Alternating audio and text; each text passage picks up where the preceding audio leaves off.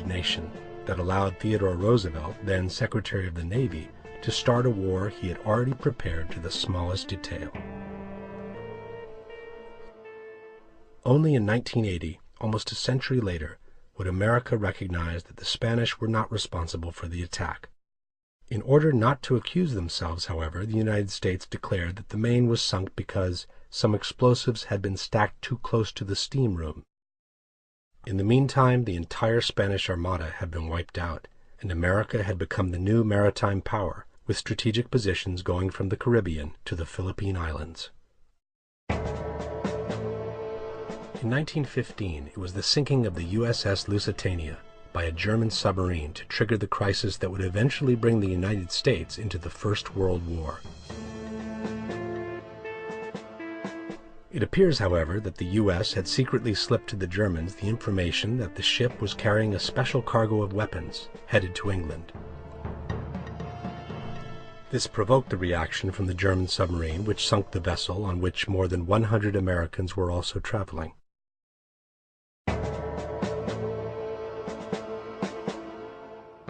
In 1941, it was the infamous Pearl Harbor attack to generate a wave of indignation large enough for President Roosevelt to declare war on Japan. The facts of yesterday and today speak for themselves.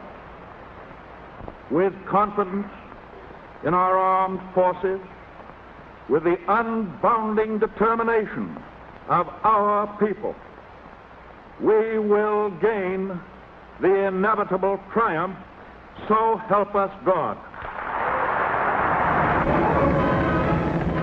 Almost 3,000 sailors died in the surprise attack.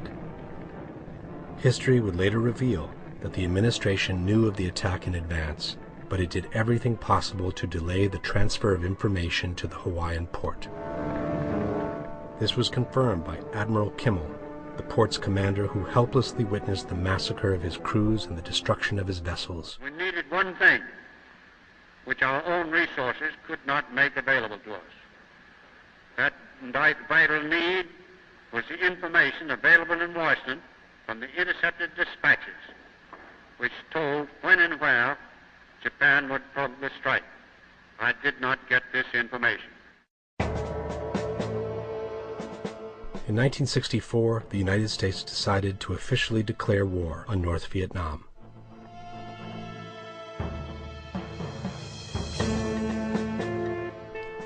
The war pretext came from the so-called Tonkin Gulf incident, in which North Vietnamese boats were accused of having launched torpedoes against the American destroyer Maddox. Then Secretary of Defense Robert McNamara immediately announced to the press the upcoming military action. Immediately following the attack, U.S. representatives in Saigon met with representatives of the South Vietnamese government. They jointly agreed that joint retaliatory action was required. The President's approval of this action. But McNamara, 40 years later, would openly confess that the attack on the Maddox never took place. No, it was just confusion. And events afterwards showed that our judgment that we'd been attacked that day was wrong. It didn't happen.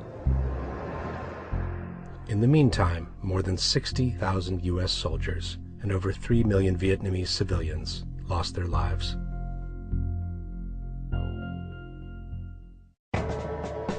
In 1990, the situation between the United States and Iraq had grown tense, and the group of neoconservatives around President Bush convinced him it was time to attack Saddam Hussein.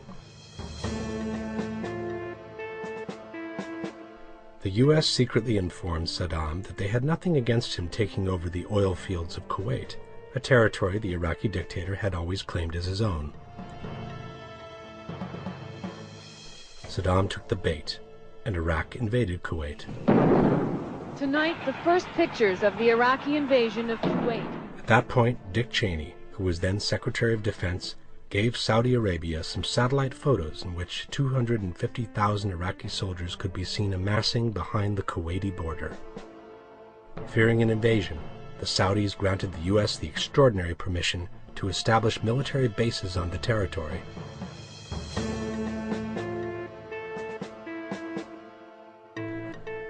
At the same time, the worldwide media launched a heavy campaign against Saddam, who was accused of having used lethal gas against his own people.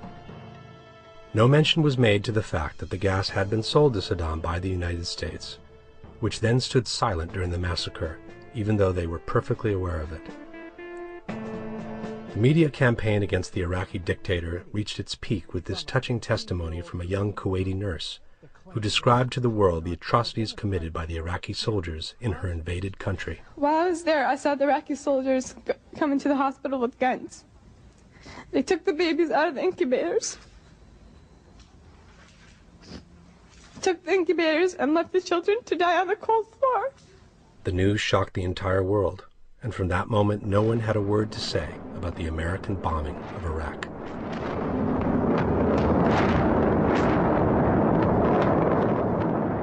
Ten years later, some journalists stumbled onto a set of satellite photographs taken by the Russians over the same desert in the same days.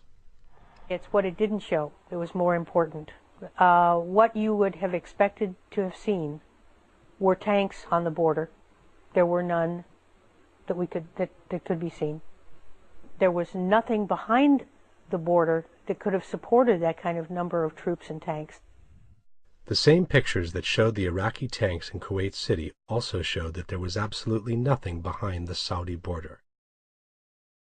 Not a tank, not a vehicle, not a single man. At the same time, the nurse who had brought to tears the entire world turned out to be the daughter of the Kuwaiti ambassador in Washington. She had faked the entire incubator story after having been professionally trained by one of the most important advertising agencies in Washington, Hill and Knowlton. In the meantime, the U.S. had wiped out the entire Iraqi army and had managed to establish permanent military bases in Saudi Arabia. In a cruel and ruthless shooting spree, and against all international treaties, the U.S. Air Forces literally destroyed and turned to ashes thousands of Iraqi soldiers on their way back to Baghdad.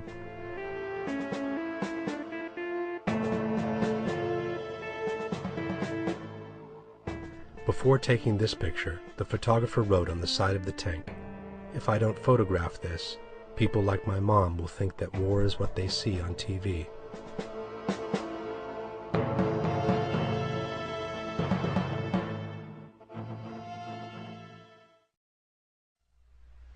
Besides the historic cases, there are also many plans of deception that, for one reason or another, were never used in the real world. One of them is called Operation Northwoods, a 1962 CIA secret plan that was declassified a few years ago. At that time, the United States was trying to regain control of Cuba, which had been lost to Fidel Castro's revolution 3 years before.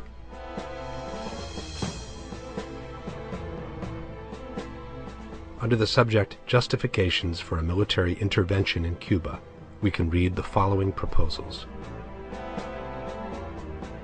We could blow up a U.S. ship in Guantanamo Bay and blame Cuba. We could blow up a drone, unmanned vessel anywhere in the Cuban waters.